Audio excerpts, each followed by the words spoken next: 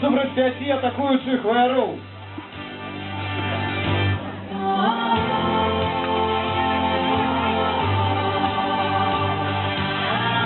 Один супротив 3.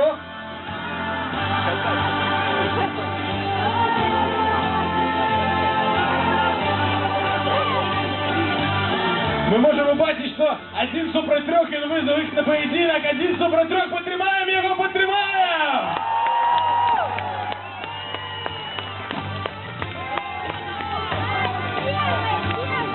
Итак, 1 супротив 1.